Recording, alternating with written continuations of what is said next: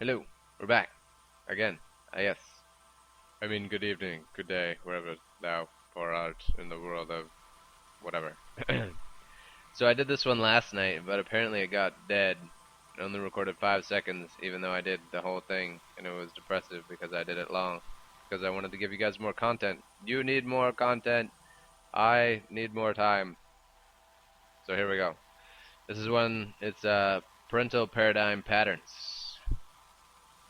Do parents ever forgive? The past curfew verbatim recounted in our artistic social exposure, the landscape of a particle of childhood's memory they remember so clearly, an insight to dark wounds, shut down methods of vocally agitated mayhem used to restart the recollection. This happens enough time and the memory is inadvertently paid out, nevertheless, in an adjustment of dividends, that is, an ill-advised guidance on an accidental conformity brought on by the desire to forget and never forgive. This is the cycle of kisses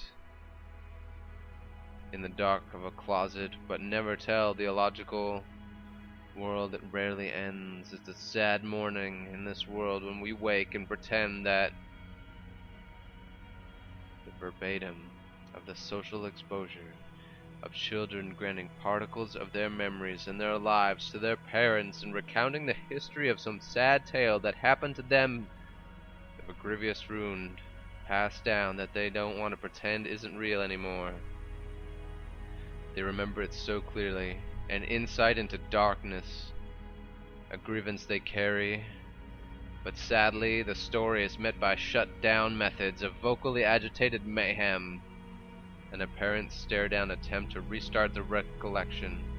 And if this happens enough fucking times, the memory is inadvertently, over time, never paid out an adjustment to the pattern which is ill-advised in a guidance of accidental conformity brought on by a desire of a parental unit to forget this encounter but never forgive.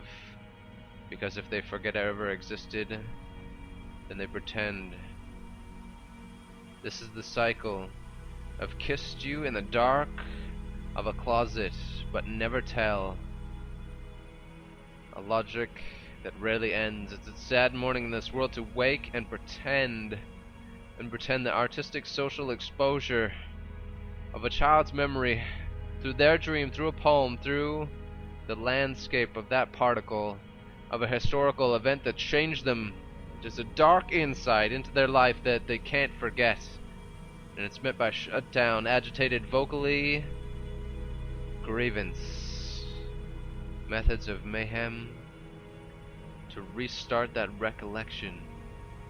And if this happens enough fucking times, the memory is inadvertently never paid out over time, adjusted to the pattern of a parental unit and an ill-advised guidance move that says this is a checkmate and I'm requesting your conformity. And if you don't submit, this will be your abdication from our bloodline, brought on by my desire as a parent whose love is endless to forget and never forgive. This is a kissed you in the dark tale that I'll never tell, because it's a logic that rarely ends in a sad morning when the red dawn we wake to says the heart bled water droplets of vermilion again, and the tears from my eyes are stained in dark wounds in closets where we hide most of our lives away from the childhood particle landscape of memories that we remember so clearly.